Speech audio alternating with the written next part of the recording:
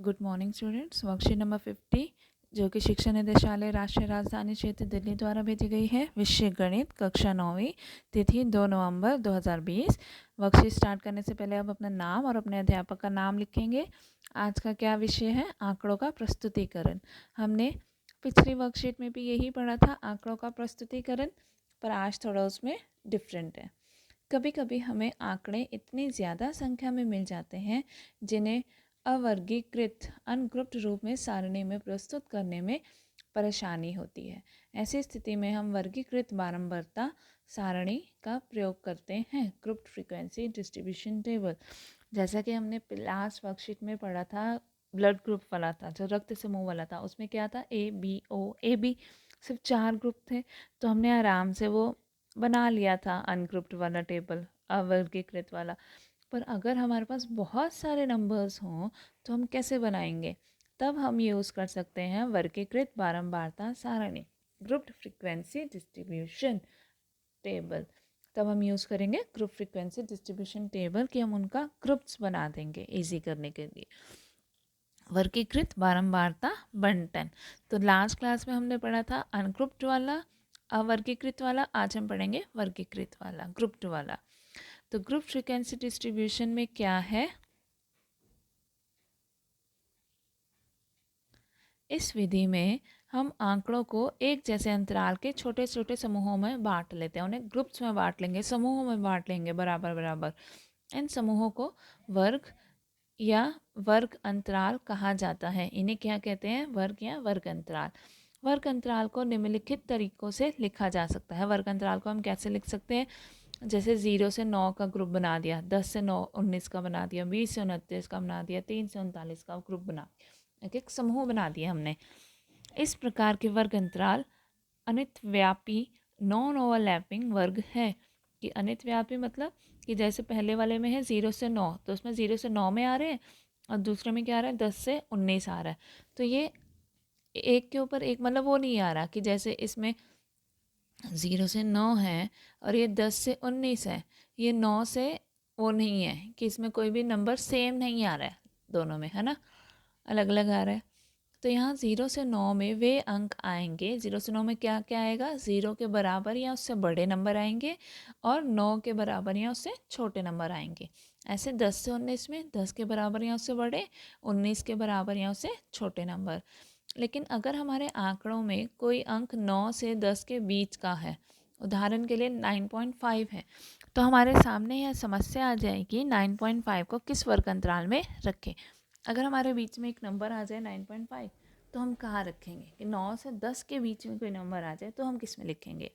इस प्रकार की समस्या आ जाने पर हम अपने वर्ग अंतरालों को इस प्रकार से भी दिखा सकते हैं। तो हम कैसे वर्ग अंतराल लेंगे? 0 से 10, 10 से 20, 20 से 30, 30 से 40।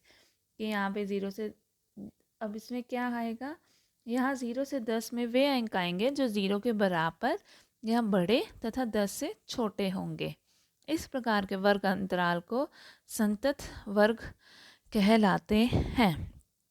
तो इसमें क्या आएगा? 0 से 10 में सिर्फ 0 और 9 तक के नंबर आएंगे, 10 नहीं आएगा। 10 का आएगा? 10 अगले उसमें आएगा, 10 अगले वर्ग अंतराल में आएगा, 10 से 20 में, 10 से 20 में 10 से 19 वाले नंबर आएंगे, ठीक है। फिर 20 से 30 में 20 से 29 वाले नंबर आएंगे। तो वो नेक्स्ट में आ जाएगा। तो ऐसे करने से हमारा कोई भी नंबर छूटेगा नहीं। जो हमारा 9.5 आएगा तो वो कहाँ आ जाएगा? हमारा फर्स्ट वाले में आ जाएगा। उसमें 10 नहीं लेना, 10 से छोटे जितने भी नंबर होंगे वो सारे आ जाएंगे, ठीक है। आइए अब एक उदाहरण देखते हैं। निकटतम सेंटीमीटरों में मापी गई 50 विद्यार्थियों की लंबाइयाँ ये है। 50 विद्यार्थियों की लंबाइयाँ नापी गई हैं और वो ये दे रखी है सेंटीमीटर्स में। तो हमने क्या करना है? 160 से 165, 165 से 170 आदि का वर्ग अंतराल लेकर ऊपर दिए गए आंकड़ों को वर्गीकृत बारंबारता बंटन सारणी के रूप में निरूपित करना है। कि 160 से 165 मतलब 5-5 का अंतराल लेना है हमें। तो यहाँ हम देखेंगे सबसे छोटा नंबर क्या है? सबसे छोटा नंबर 150 है, तो हम 150 से स्टार्ट करेंगे कि 150 से 155। और सबसे बड़ा भी देख लो, सबसे बड़ा क्या है? 173 दिखाई दे रहा है। तो मीन्स हमने 175 तक जाना है, तो 150 to 155, 155 से 160, 160 से 165, 165 से 170, 170 से 175। तो हम बारी बारी देखते रहेंगे कि जैसे 161 है वो कहाँ आएगा, इसमें आएगा। फिर 150 का आएगा, यहाँ आएगा फर्स्ट वाले में, तो वहाँ एक मिलान चिन्ह लगा देंगे। 154 वो भी यहीं आएगा, एक मिलान चिन्ह लगा दोगे। 150 से 155 में क्या आएगा, 154 तक के नंबर आएंगे, ठीक है, 155 नहीं आएगा। फिर मिलान चिन्ह लगाने के बाद इनको गिनकर यहाँ लिख देंगे बारंबारता में, ठीक है। और टोटल चेक कर लिया हमने, इसका क्या आ रहा है, 50 आ रहा है, हमें 50 दिया हुआ था, मीन्स हमने सही किया है। अगर सही मतलब टोटल सही नहीं आ रहा मीन्स हमने कुछ गलत किया। अब कुछ प्रश्न देखें। पहला प्रश्न, 40 इंजीनियरों की उनके आवास के से कार्यस्थल की किलोमीटर में दूरी है, कि 40 इंजीनियर की उनके घर से उनका जहाँ वो काम करते हैं वो कितना दूर है, उतनी दूरी दे रखी है किलोमीटर्स में। तो 0 से 5 को, जिसमें 5 सम्मिलित नहीं है, पहला अंतराल लेकर ऊपर दिए हुए आंकड़ों से वर्ग में 5 वाले एक वर्गीकृत बारंबारता बंटन सारणी बनाइए। तो हमने एक सारणी बनानी है और 0 से 5 हमने स्टार्ट करना है, 5 का अंतराल लेना है। तो 0 से 5 से स्टार्ट करना है, तो कहाँ तक जाना है वो नंबर देख लेंगे कि हाईएस्ट नंबर क्या है। हाईएस्ट नंबर इसमें क्या है, 31 है। तो हमने 31 वाले ग्रुप तक जाना है कि 31 किस में आएगा, 30 से 35 में आएगा। तो हम इसका टेबल बनाएंगे।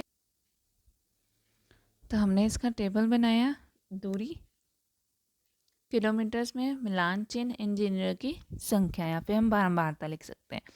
0 से 5, 5 से 10, 10 से 15, 15 से 20, 20 से 25, 25 से 30, लास्ट था 31, तो इसलिए हमने 30 से 35 में लिखना पड़ेगा।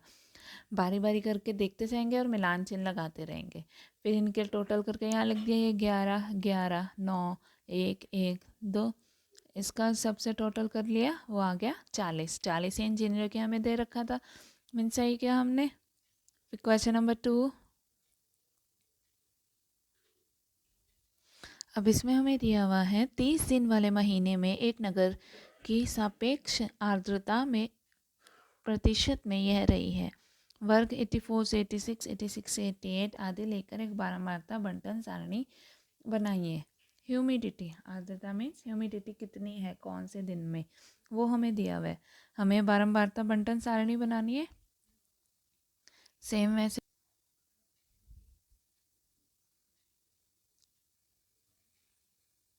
आर्द्रता, मिलान चिन्ह, दिनों की संख्या, तो हमें दिया हुआ था 84 से 86 लेना है। 84 से 86, 86 टू 88, दो का गैप लेके ले लेंगे।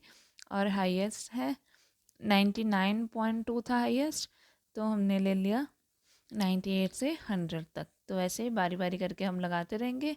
फिर यहाँ टोटल लिख दिया और उसको जब हमने कुल किया तो कितना आ रहा है, 30 दिन का ही हमें दिया हुआ था, ठीक है। अब इन्हें अपनी कॉपीज़ में करेंगे, किसी को भी कोई दिक्कत हो तो वो पूछ सकता है।